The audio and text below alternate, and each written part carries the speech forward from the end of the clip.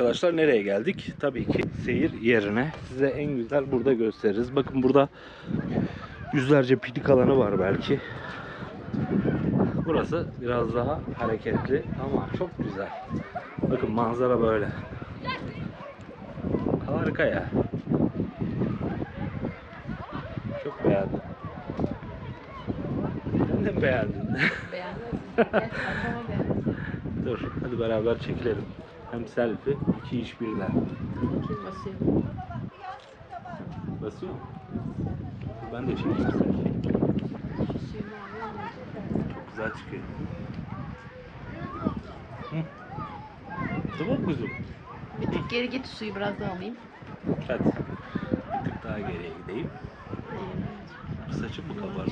İndirebilirsin. Öbür elini al. Görüyorsun değil mi? İki işi birden ama harika çıkıyor ya. Mersi. Çok güzel.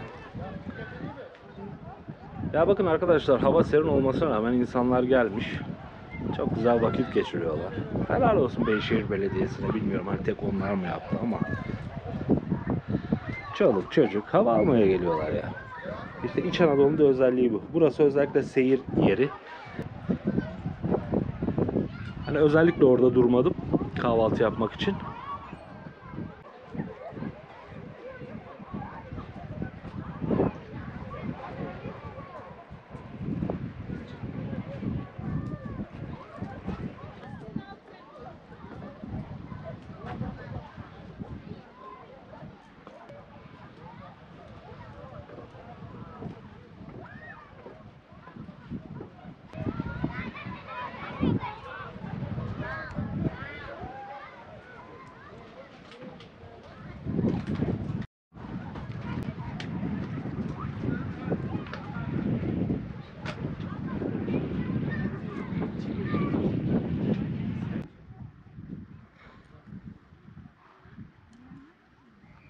Burası da piknik alanı.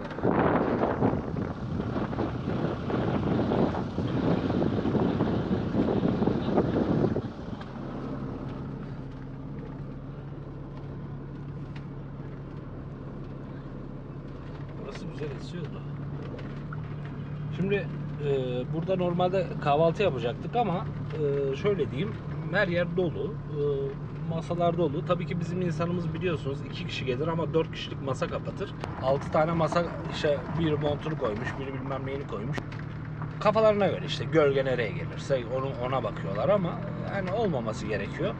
Şimdi neyse biz o biraz önceki seyir kulesine tekrar geldik arkadaşlar. Burada güzel tabağımızı hazırlayıp şeyimizi yapacağız.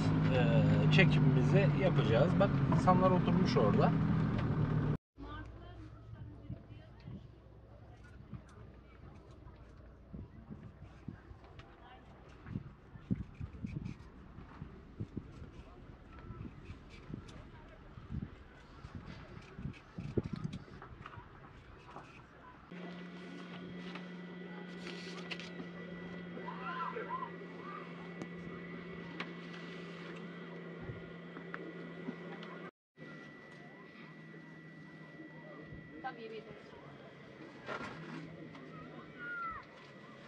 Arkadaşlar tekrardan merhaba. Neredeyiz? Beyşehir'den çıktık. Konya'ya geldik. Konya'da Serpil neresiydi burası? Tam? Panorama. Panorama. Mevlana Panorama. Mevlana Panoramik Müzesi arkadaşlar burası. Yarın çekimi yapacağız asıl. Şimdi onun otoparkındayız. İlginç bir şey, yani biz şu an Konya'nın tam ortasındayız. Yani Konyalılar bilir. Buradan da kendilerine selam ederim. Karşıda belediye. İşte burada park var. Yani biz de öyle bir rahatız ki bir abi geldi. Çanakkale'den gelmişler, çıkmışlar. Onlar da bize sordu. Bakın böyle arkadaşlar.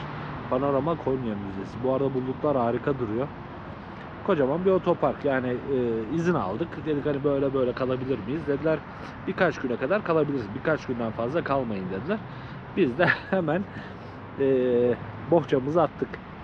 Öyle derler. Tabi burası kullanılmayan bir alan. Tabii ki biliyorsunuz ben kaldırıma falan hani park etmeye karşıyım ama cidden buradan geçen kimse yok. Böyle boş, güzel bir alan. Hatta Serpil Hanım'a onu dedim. Ya burası müze dedim. Şu karşıdan buraya kadar dedim. Şu karavanları karavan parkı yapsalar ne güzel olur diye de içimden geçirdim. İnşallah karşıda belediyeden görürler de bizi. Yani en azından ne kadar kullanışlı olduğunu anlayabilirler. Evet yoğun bir yer ama araba sesi o kadar fazla gelmiyor. Onu belirteyim. Güzel yani çok ferah. Yalnız İlginç olan Konya'da gökyüzü sanki daha aşağıda. Çok ilginç. Yani bana daha şey geliyor. Daha böyle uzansanız dokunacak gibi geliyor. Antalya'dan sonra bakın üzerim böyle arkadaşlar. Uzunlarımı giydim, kışlıklarımı giydim. Akşamları ciddi anlamda serin oluyor burası. Biz de oturduk işte nedir çay içiyoruz. Yani muhabbet ediyoruz. Ben Serpil Hanım'a dedim zaten bugün hani yatana kadar dışarıdayım. Çünkü bu havayı inanılmaz özlemişim. Hani içimin serinlemesi benim için başka bir şey. Rüya gibi bir şey. Benim bunu giymem. 4-5 ay boyunca 40 derece sıcaktan gelen bir insan olarak artı burada sinek de yok. Onu da söyleyeyim. Yani merkez yer olduğu için bir sinek, böcek hiçbir şey yok. Tabii ilaçlamalar da var. Çok güzel güller var bu arada burada. Bu arada dolmamız pişiyor arkadaşlar. Onu söyleyeyim. Yani dolma derken difrizden çıkardık onları. Tüpümüzü de yaktık. Bizdeki rahatlığa bakar mısınız? Oh mis gibi.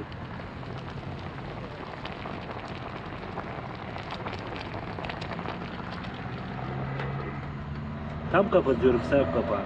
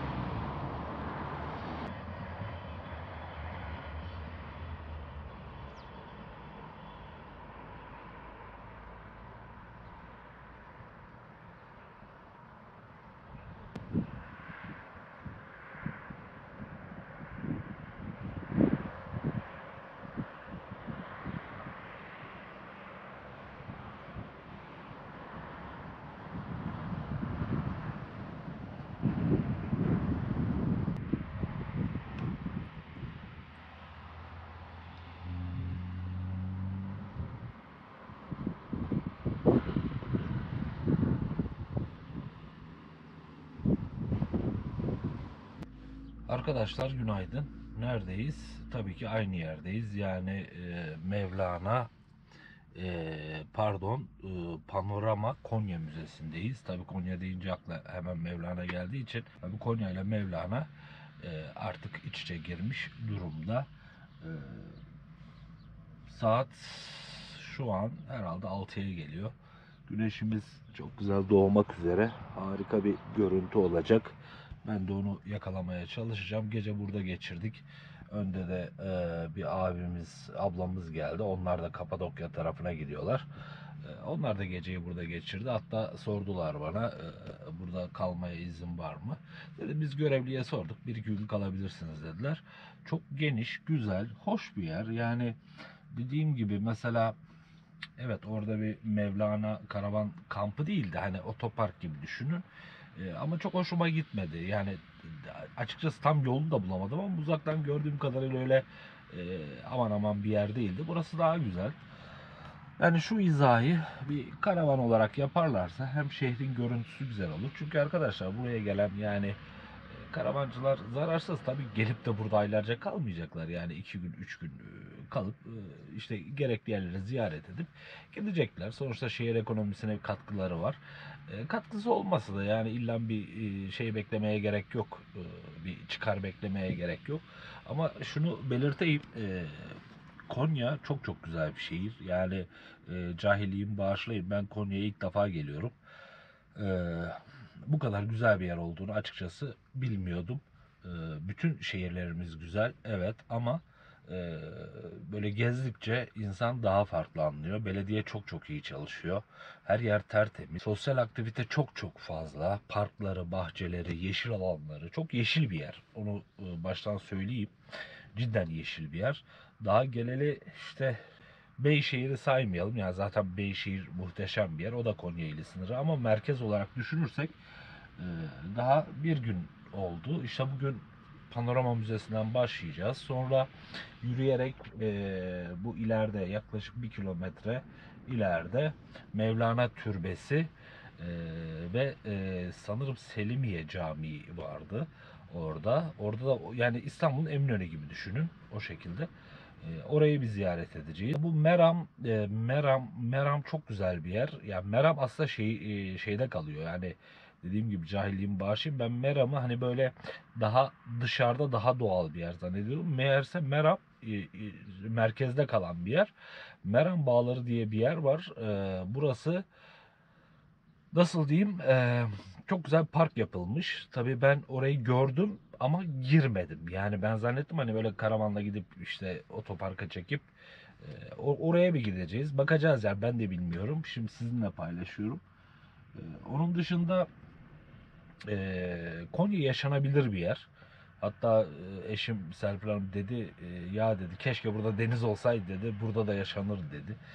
Yani Konya, Eskişehir, buralar çok çok güzel yerler. Eskişehir'e daha önce gittiğim için biliyorum. Şimdi yolumuzun üzerinde orası da var. Yani Ayvalık'a giderken oraya da geçeceğiz. Bugün gezimize devam edeceğiz. Biraz sessiz konuşuyorum. Serpil Hanım arkada rahatsız olmasın, uyuyor kendileri. Onun dışında her şey iyi gidiyor arkadaşlar. Bir sorunumuz yok. Bir problemimiz yok. Konya halkı çok iyi. Onu söyleyeyim size. Ön yargılardan uzak durun. Halkı gayet iyi. Herkes selam veriyor. Mesela burada ciddi güzel bir trafik kültürü var. Yani kimse sıkıştırmıyor. Korna sesini öyle fazla duyamazsınız. Ee, Yani insanlar sabırlı burada. Size özen gösteriyor. Tabii misafir olarak görüyor. Çünkü 20 plakayı görüyor. Karavan olduğunuzu görüyor. Daha dikkatli davranıyor. Ama normalde de mesela belediye ışıklandırmaları çok güzel. Şehir ışıklandırmaları, ayrıca trafik ışıklandırmaları da çok güzel. Konya güzel çalışıyor arkadaşlar. Konya Belediyesi'ne teşekkür ederim. Konya halkına teşekkür ederim. Buradan hepsine selam ederim. Dediğim gibi ilk izlenimlerim bunlar.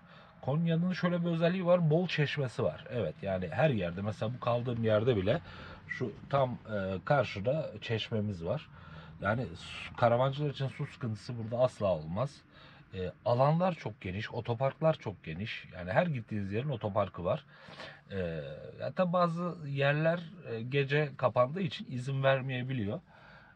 Ama bu civarda bile dünya kadar var ki burası merkez. Yani burası tam Konya Belediyesi Mevlana Kültür Merkezi diye geçiyor. Güzel bir yer ya Konya. Şehrin dokusu yani Türk ve Osmanlı kültürünü yansıtan bir dokusu var. Arap kültürü hakim değil burada. Onu diyeceğim. Yani tamamen işte Selçuklu, Osmanlı ve Türk kültürü hakim. Bunu şeylerde özellikle, yani her gittiğiniz yerde bir şey var. Bir tarihi yer var. Mesela bu panoramik müzeyi bile çok güzel şey yapmışlar. Gezeceğiz. Farklı motiflerle yapmışlar. Modern ama. Yani modern ve güzel motiflerle yapmışlar. Mimariyle yapmışlar. Mesela burada camiler e, daha butik, daha küçük ama güzel camiler. Yani böyle şey değil. Bazı camiler vardır böyle çok aşırı büyük ve kullanışsız yaparlar ya, değil. Bakın tam karşımda da bir tane var. Büyüklüğü çok ideal. Yani bol var ama küçük küçük camiler var. Onun dışında çeşmeleri Türk kültürüne uygun bir yapısı, mimarisi var. Ya bunlara dikkat ediyorum. Tabii ben mimar değilim. Hani arkeolog ya da şey değilim ama en azından bunlara bakıyorum, dikkat ediyorum. Mesela bu alan çok güzel bırakılmış. Yani cidden büyük meydan. Bence her şehrin böyle büyük, kocaman bir meydanı olmalı. Ve Konya'da şu özellik var arkadaşlar. Büyük bina yok. Bakın yüksek bina yok. Şöyle baktığım zaman hepsi 4-5 katlı. Az katlı evler. Altyapısı çok güzel. Yolları çok güzel. Yolları çok hoşuma gitti. Konya ile ilgili bunları söyleyebilirim size. Tabii ki daha ilerleyen zamanlarda daha bol konuşacağız. Ama dediğim gibi buraya gelmenizi şiddetle tavsiye ederim. Tabii ki herkes Kapadokya'ya giderken buraya uğruyor. Onun farkındayım ama bence Konya başlı başına gelinip gezilecek bir yer. Çünkü biz burada 4-5 gün gezeceğiz. Burada yabancı karavancı da çok. Bence Konya başlı başına bir gelinmesi gereken bir yer. Konya halkı çok iyi.